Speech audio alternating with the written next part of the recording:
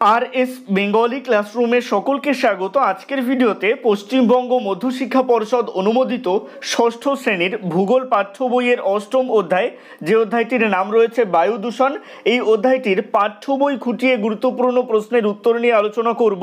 সুতরাং আমি চাইবো তোমরা ভিডিওটা স্কিপ না করে একদম প্রথম থেকে শেষ পর্যন্ত দেখো।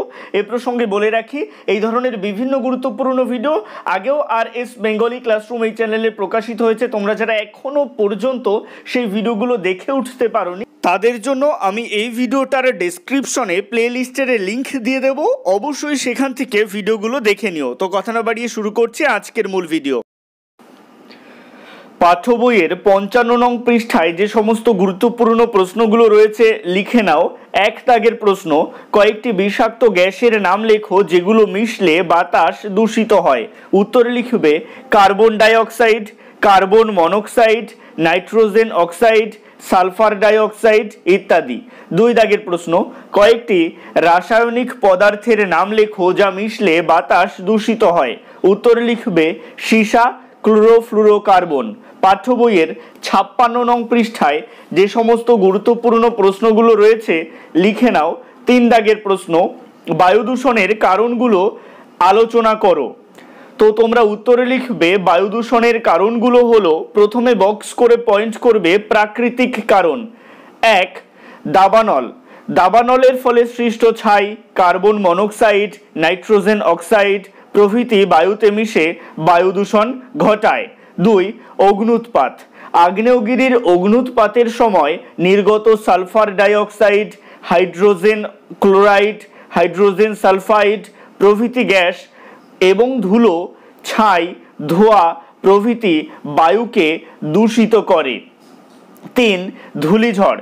ধূলিঝড়ের সময় প্রচুর পরিমাণে ধুলোবালি বায়ুতে মিশে বায়ুকে দূষিত করে। চার, জীবদেহের পচন। মৃত জীবের দেহাবশেষ পচার সময় বিষাক্ত গ্যাস বায়ুতে মিশে বায়ুকে দূষিত করে। পাঁচ, অন্যান্য কারণ। মহাজাগতিক ধূলিকণা, ফুলের রেণু প্রভৃতি বাতাসে মিশেও বায়ু দূষিত হয়। তারপর বক্স করে পয়েন্ট করবে মনুষ্য সৃষ্ট কারণ। এই পয়েন্টের আন্ডারে লিখবে এক, জনসংখ্যা বৃদ্ধি। জনসংখ্যা উত্তরোত্তর বৃদ্ধি পাচ্ছে। এত সংখ্যক মানুষের শ্বাসকার্যের ফলে পৃথিবীতে কার্বন ডাইঅক্সাইডের পরিমাণ বেড়ে যাচ্ছে ও বায়ু দূষিত হচ্ছে। দুই, বৃক্ষচ্ছেদন। জনসংখ্যা বৃদ্ধির ফলে মানুষের থাকার জায়গার ও চাষবাসের জমি বাড়াতে বন জঙ্গল কেটে সাফ করা হচ্ছে, ফলে বাতাসে কার্বন ডাইঅক্সাইডের পরিমাণ বেড়ে যাচ্ছে ও অক্সিজেনের পরিমাণ কমে যাচ্ছে, এভাবে বায়ু দূষিত হচ্ছে। তিন, যানবাহনের ধোঁয়া। প্রাইভেট গাড়ি, বাস, লরি, এরোপ্লেন, জাহাজ সবেতেই পেট্রোল, ডিজেল, গ্যাসোলিন ইত্যাদি জ্বালানি পোড়ানো হয়। এর ফলে প্রচুর পরিমাণে কার্বন মনোক্সাইড, সীসা বায়ুতে মিশে বায়ুকে দূষিত করে। চার, শিল্পায়ন। এই পয়েন্টের আন্ডারে লিখবে শিল্প কলকারখানা থেকে নির্গত কার্বনের গুঁড়ো, ধোঁয়া ও ধূলিকণা carbon monoxide, sulphur oxide, nitrogen oxide প্রভৃতি বাতাসে মিশে বাতাসকে দূষিত করছে। পাঁচ, চাষবাস। এই পয়েন্টের আন্ডারে লিখবে চাষের জমি থেকে রাসায়নিক সার, কীটনাশকের গুঁড়ো, আবর্জনা, খড়কুটো পোড়ানো ছাই, ধূলিকণা প্রভৃতি বায়ুতে মিশে বায়ুকে দূষিত করছে। ছয়, বিস্ফোরণ। এই পয়েন্টের আন্ডারে লিখবে পারমাণবিক কেন্দ্রে দুর্ঘটনা বা বিস্ফোরণের কারণে প্রচুর পরিমাণে তেজস্ক্রিয় পদার্থ বাতাসে মিশে বাতাসকে দূষিত করছে। সাত, অন্যান্য কারণ। এছাড়াও প্রতিনিয়ত উনুনের ধোঁয়া, কলকারখানার ধোঁয়া, গ্যাস পুড়িয়ে রান্না, ধূমপান প্রভৃতির কারণেও বায়ু দূষিত হচ্ছে। আমি এখানে আলাদা পয়েন্ট করে দিয়েছি যে প্রাকৃতিক কারণ বা মনুষ্য সৃষ্ট কারণ। যদি প্রাকৃতিক কারণগুলো লেখো এটা আলাদা প্রশ্ন আসে, সেক্ষেত্রে প্রাকৃতিক কারণগুলোর পয়েন্ট লিখবে। আর যদি আসে যে মনুষ্য সৃষ্ট কারণগুলো লেখো বায়ু দূষণের, সেক্ষেত্রে মনুষ্য সৃষ্ট কারণের পয়েন্টগুলো লিখবে। আর যদি শুধুমাত্র বায়ু দূষণের কারণগুলো আলোচনা করে দেয়, সেক্ষেত্রে প্রাকৃতিক কারণ থেকে কিছু কারণ লিখবে আর মনুষ্য সৃষ্ট কারণ থেকে কিছু কারণ লিখবে। যদি 4 নম্বরের আসে 4 থেকে 5টা পয়েন্ট লিখবে, যদি 5 নম্বরের আসে 5 থেকে 6টা পয়েন্ট লিখবে।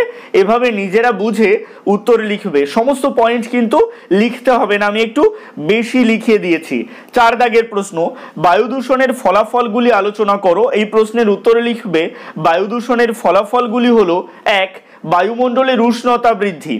বায়ু দূষণের ফলে বায়ুমণ্ডলের উষ্ণতা ধীরে ধীরে বৃদ্ধি পাচ্ছে, যা প্রাণীদের ক্ষেত্রে অসহ্যকর হয়ে উঠছে, এমনকি উদ্ভিদও ক্ষতিগ্রস্ত হচ্ছে। 2, ধোঁয়াশা। বায়ু দূষণের ফলে ক্ষতিকারক ধোঁয়া ও কুয়াশা মিলে ধোঁয়াশা তৈরি হচ্ছে, যা মানুষের মৃত্যু পর্যন্ত ঘটাচ্ছে। 3, অ্যাসিড বৃষ্টি। বায়ু দূষণের ফলে সৃষ্ট অ্যাসিড বৃষ্টি গাছপালার ক্ষতি করছে, মাটির গুণাগুণ নষ্ট করছে, পুকুর নদীতে মাছ ও অন্যান্য জলজ প্রাণী মারা যাচ্ছে।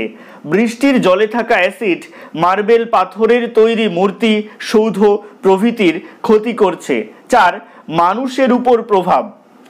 বায়ু দূষণের ফলে মানুষের শ্বাসকষ্ট, হাঁচি, কাশির মতো রোগ হচ্ছে।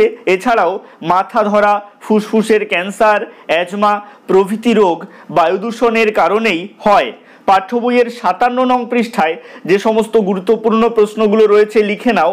5 দাগের প্রশ্ন, কত সালে জাপানের ফুকুশিমায় পারমাণবিক শক্তি উৎপাদন কেন্দ্রে বিস্ফোরণ ঘটে? উত্তরে লিখবে 2011 সালে। 6 দাগের প্রশ্ন, বায়ু দূষক কাকে বলে? উত্তরে লিখবে যে সমস্ত জৈব ও অজৈব উপাদান বাতাসকে দূষিত করে তাকেই বায়ু দূষক বলে। 7 দাগের প্রশ্ন, আমাদের প্রত্যেকের বাড়িতে কিভাবে বায়ু দূষণ ঘটে? উত্তর লিখবে আমাদের প্রত্যেকের বাড়িতে বিভিন্নভাবে বায়ু দূষণ ঘটে। যেমন: 1, রান্নার জন্য কাঠ, ঘুঁটে, কয়লা, গ্যাস থেকে প্রচুর ধোঁয়া, কার্বন কণা, বেশ কিছু ক্ষতিকারক গ্যাস ঘরের বাতাসে মিশে বায়ু দূষণ ঘটায়। 2, ঘরের আবর্জনা, জঞ্জাল, ধূপকাঠির ধোঁয়া, মশা তাড়ানোর ধূপ, তেল, ঘর পরিষ্কার করার বিভিন্ন রকম জীবাণুনাশক রাসায়নিক দ্রব্য বাতাসে মিশে বায়ু দূষণ ঘটায়। 3, দুর্গন্ধ দূর করার সুগন্ধি দ্রব্য থেকেও ঘরের বাতাস দূষিত হয়। 4, ঘরের দেয়াল, দরজা জানালায় যে রং করা হয় তার থেকেও দূষণ ছড়ায়। রঙের গন্ধে অনেক সময়ই শ্বাসকষ্ট হয়, মাথা ঝিমঝিম করে। 5, সিগারেট, বিড়ির ধোঁয়া আমাদের স্বাস্থ্যের পক্ষে সবচেয়ে বেশি ক্ষতিকর। ধূমপান থেকে ঘরের বাতাসে সব থেকে বেশি দূষণ ছড়ায়। এর থেকে হৃৎপিণ্ড, ফুসফুসের সমস্যা, এমনকি ক্যান্সারও হতে পারে। পাঠ্য বইয়ের 58 নং পৃষ্ঠায় যে সমস্ত গুরুত্বপূর্ণ প্রশ্নগুলো রয়েছে লিখে নাও। 8 দাগের প্রশ্ন, বায়ু দূষণের প্রতিকার করতে তুমি কি কি করতে পারো? উত্তর লিখবে বায়ু দূষণের প্রতিকার করতে আমি যা যা করতে পারি তা হলো: 1, হাঁচি বা কাশির সময় সব সময় মুখে রুমাল চাপা দিতে হবে। 2, ঘরের ভিতরে উনুন, গ্যাস বা স্টোভে রান্নার সময় ধোঁয়া বেরোনোর জন্য ঘর খোলামেলা রাখা উচিত। 3, ঘরের ভিতর আবর্জনা ফেলার পাত্রটা সব সময় ঢাকা দিয়ে রাখতে হবে। 4, ঘরের দেয়াল, জানালা, দরজা রং করার সময় বাতাস চলাচলের জন্য ঘর খোলামেলা রাখতে হবে। 5, দরকার না থাকলে ঘরের আলো বা পাখা অন রাখা যাবে না। 6, মশা তাড়ানোর ধূপ না জ্বালিয়ে মশারি ব্যবহার করতে হবে। 7, ঘরের মধ্যে কেউ ধূমপান করলে তাকে বারণ করতে হবে। দেখো এখানে 7টা পয়েন্ট লেখানো রয়েছে, মানেই যে পরীক্ষার খাতায় 7টা পয়েন্ট লিখতে হবে তা কিন্তু নয়। যত নম্বরের প্রশ্ন আসবে, যদি 4 নম্বরের আসে তাহলে 4-এর থেকে একটা পয়েন্ট বেশি লিখবে, অর্থাৎ 5টা পয়েন্ট লিখবে। এভাবে উত্তর করবে। এবারে চলে আসছি পাঠ্য বইয়ের 59 নং পৃষ্ঠায়। 9 দাগের প্রশ্ন, সিএফসি এর পুরো নাম কি? উত্তর লিখবে ক্লোরোফ্লুরোকার্বন। 10 দাগের প্রশ্ন, গ্রিন হাউস কি? উত্তর লিখবে শীতের দেশে কাচের ঘরে তাপমাত্রা বাড়িয়ে শাকসবজি চাষ করা হয়। বিশেষভাবে তৈরি কাচের দেয়াল সূর্যের আলো ও তাপকে ভিতরে আসতে দেয় কিন্তু বেরিয়ে যেতে দেয় না। এই বিশেষ কাচের ঘর গ্রিন হাউস নামে পরিচিত। 11 দাগের প্রশ্ন, মার্বেল পাথরের তৈরি দুটো সৌধের নাম লেখো। উত্তর লিখবে তাজমহল, ভিক্টোরিয়া। 12 দাগের প্রশ্ন, বায়ু দূষণের ফলে ওজোন স্তরের কিভাবে ক্ষতি হচ্ছে, এর ফলাফল আলোচনা করো। প্রথমে বক্স করে পয়েন্ট করবে বায়ু দূষণের ফলে ওজোন স্তরের ক্ষতি। এই পয়েন্টের আন্ডারে লিখবে ফ্রিজ, এসি, সুগন্ধি স্প্রে, রং থেকে নির্গত ক্লোরোফ্লুরোকার্বন গ্যাস ওজোন স্তরের ক্ষতি করছে।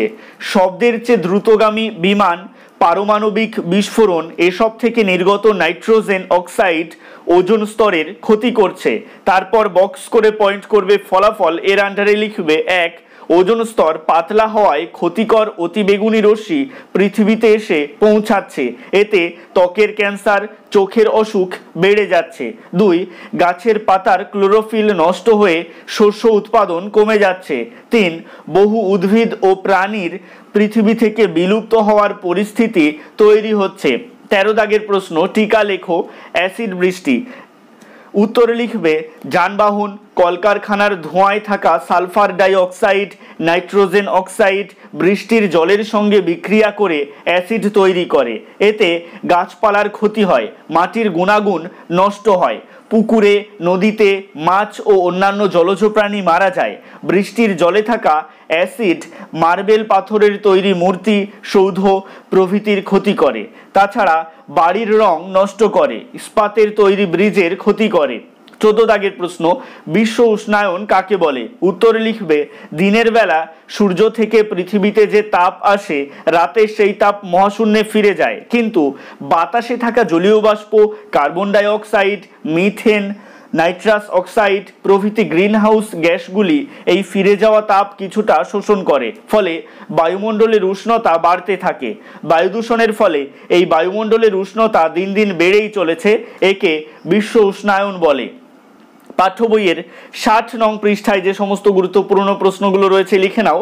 15 দাগের প্রশ্ন, বায়ু দূষণ কমাতে আমরা কি কি করতে পারি? উত্তরে লিখবে বায়ু দূষণ কমাতে আমরা যে পদক্ষেপগুলো নিতে পারি তা হলো 1, গণপরিবহনের বেশি ব্যবহার।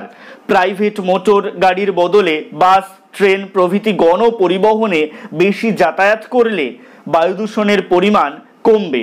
2, দূষণহীন যানবাহন, electric train, tram, metro, cycle, টোটো এইসব দূষণহীন যানবাহন বেশি ব্যবহার করলে বায়ু দূষণ অনেকখানি কমানো যাবে। 3, কম দূষণকারী ইঞ্জিনের ব্যবহার। বেশি পুরনো প্রযুক্তির ইঞ্জিন বাদ দিয়ে বর্তমানে গাড়িগুলোতে উন্নত প্রযুক্তিতে তৈরি কম দূষণকারী ইঞ্জিন ব্যবহার করতে হবে। 4, পরিকল্পিত শিল্পায়ন। এই পয়েন্টের আন্ডারে লিখবে কলকারখানা বা শিল্প কেন্দ্রগুলো লোকালয় থেকে দূরে তৈরি করতে হবে, এগুলোর থেকে নির্গত বর্জ্য পদার্থগুলিকে পরিশোধন করতে হবে। 5, বৃক্ষচ্ছেদন রোধ। বৃক্ষচ্ছেদন রোধ করতে হবে। যেসব রাস্তায় বেশি যান চলাচল করে সেখানে রাস্তার দুপাশে বেশি করে গাছ লাগাতে হবে। 6, প্রচলিত শক্তি ও অপ্রচলিত শক্তির ব্যবহার। কয়লা, পেট্রোল প্রভৃতি প্রচলিত শক্তির ব্যবহার কমিয়ে সৌরশক্তি, জোয়ার ভাটা শক্তি, বায়ু শক্তি প্রভৃতি অপ্রচলিত শক্তির ব্যবহার বাড়ালে বায়ু দূষণ কমবে। এখান থেকে দেখো আরো একটা শর্ট কোশ্চেন আসতে পারে যে দুটো প্রচলিত শক্তির উদাহরণ দাও। উত্তর হবে কয়লা, পেট্রোল। দুটো অপ্রচলিত শক্তির উদাহরণ দাও। উত্তর হবে সৌরশক্তি, জোয়ার ভাটা শক্তি, বায়ু শক্তি প্রভৃতি। তো এই ধরনের বড় প্রশ্ন ভালো করে খুঁটিয়ে পড়বে, তাহলে এর মধ্যে থেকে যদি শর্ট কোশ্চেন আসে তাও এগুলোর উত্তর করতে পারবে। দেখো 16 দাগের প্রশ্নে চলে আসছি। বলা হচ্ছে আর্থ আওয়ার কাকে বলে? উত্তর লিখবে 31শে মার্চ 2007 সালে অস্ট্রেলিয়ার সিডনি শহরের মানুষ রাত 8:30 থেকে 9:30 পর্যন্ত শহরের সমস্ত আলো নিভিয়ে রেখেছিলেন। বিশ্ব উষ্ণায়ন কমাতে বর্তমানে প্রায় 85টা দেশের 1000টা শহরের মানুষ ওই দিনটায় 1 ঘন্টার জন্য আলো বন্ধ রাখে, একে আর্থ আওয়ার বলে। 17 দাগের প্রশ্ন, বায়ু দূষণের ফলে শিশুদের বেশি ক্ষতি হয় কেন? উত্তর লিখবে বায়ু দূষণের ফলে কম বয়সী শিশুদের স্বাস্থ্যের সবচেয়ে বেশি ক্ষতি হয়, কারণ মাটির কাছাকাছি বাতাসে দূষণের পরিমাণ বেশি থাকে, আর এই বয়সে শিশুরা খুব বেশি লম্বা না হওয়ায় দূষিত বাতাস তাদের শরীরে খুব বেশি পরিমাণে ঢোকে। আজকের ভিডিওটা এই পর্যন্তই। ভিডিওটা ভালো লাগলে অবশ্যই একটা লাইক করে দিও এবং একই ক্লাসের বন্ধুদের সাথে ভিডিওটাকে শেয়ার করতে ভুলো না। ভালো থেকো, সুস্থ থেকো সকলে, আর অবশ্যই RS বেঙ্গলি ক্লাসরুমের সাথে থেকো। সবশেষে একটাই রিকোয়েস্ট, এখনো পর্যন্ত যারা চ্যানেলটিকে সাবস্ক্রাইব করে উঠতে পারোনি তারা অবশ্যই চ্যানেলটিকে সাবস্ক্রাইব করে দিও এবং পাশে থাকা বেল আইকনটিকে প্রেস করে অল বাটনে ক্লিক করে দিও নতুন ভিডিওর আপডেট সবার আগে পেতে।